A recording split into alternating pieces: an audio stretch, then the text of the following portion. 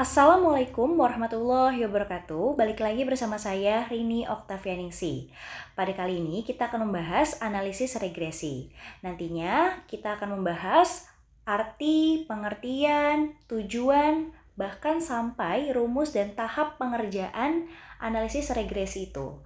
Nah, sebelumnya di sini analisis regresi biasanya digunakan untuk memprediksi nilai pada suatu variabel berdasarkan nilai variabel lain. Kemudian, variabel yang kita ingin prediksi itu disebut dengan variabel dependent, teman-teman. Variabel hasil atau kriterium. Kemudian, variabel yang digunakan untuk memprediksi nilai variabel lain itu disebut dengan variabel independent atau variabel prediktor. Ya, jadi nanti kita akan mengenal istilah-istilah gitu ya teman-teman ya. Ada yang namanya variabel prediktor, ada yang namanya variabel independent atau bahkan dependent. Oke, nah di sini tujuannya analisis regresi menurut Budiono 2004, tujuannya adalah menentukan model statistik dalam rumus matematik. Kemudian ada hubungan juga nih line of best fit-nya. Jadi ini menurut Pragota dan Widodari, line of best fit adalah garis lurus yang mampu menjelaskan persebaran data. Selain itu, garis itu juga berfungsi untuk memperlihatkan kecenderungan tren. Jadi makanya di analisis regresi ini teman-teman akan ada materi prasyarat, yaitu materi yang harus kalian pelajari terlebih dahulu, yaitu diagram pencar. Nah, diagram pencar itu sudah ada di video YouTube Ibu, sudah Ibu jelaskan. Teman-teman bisa lihat lagi bagaimana cara teman-teman menghitung diagram pencar ya, atau membaca diagram pencar atau mengambil kesimpulan dari hasil diagram pencar atau persebaran data.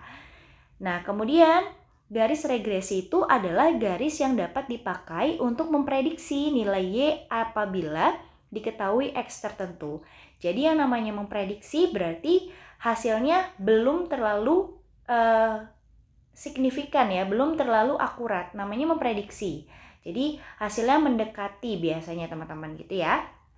Kemudian di sini regresi linear sederhana. Akan ada yang namanya persamaan dari regresi. Biasanya persamaan itu rumusnya adalah Y sama dengan A ditambah BX gitu ya. Jadi nanti kita butuh yang namanya variabel A dan variabel B. Bagaimana cara mencari A dan B-nya? Nah, menghitung A dan B itu sendiri, A itu sama dengan sigma X kuadrat dikali sigma Y dikurang sigma X dikali sigma XY dibagi N itu adalah jumlah banyaknya data atau jumlah banyaknya sampelnya ya, dikali sigma X kuadrat dikurang sigma X dikuadratkan. Jadi perlu teman-teman perhatikan, sigma X kuadrat dengan sigma X dikuadratkan itu nilainya berbeda ya teman-teman ya. Cuma nanti untuk perhitungannya akan Ibu jelaskan lebih detail lagi di video selanjutnya.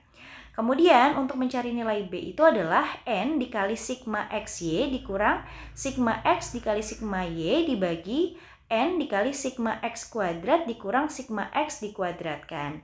Perlu diperhatikan juga teman-teman, di sini ada sigma. Simbol sigma itu adalah penjumlahan ya. Jadi total banyaknya data dijumlahkan itu namanya adalah sigma. Ya, tergantung sigma yang ditanyakan. Sigma apa dulu? Sigma X kah? Sigma Y kah? Sigma X kuadrat kah? Atau sigma dan yang lainnya.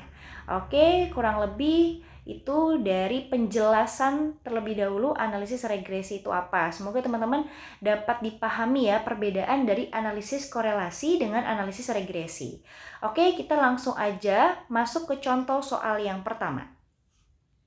Nah, di hadapan kalian sudah ada contoh soal dari mencari persamaan regresi. Jadi contoh soalnya nanti akan kita bahas di video selanjutnya. Kurang lebih itu mohon maaf. Wabillahi taufiq wal hidayah. Wassalamualaikum warahmatullahi wabarakatuh.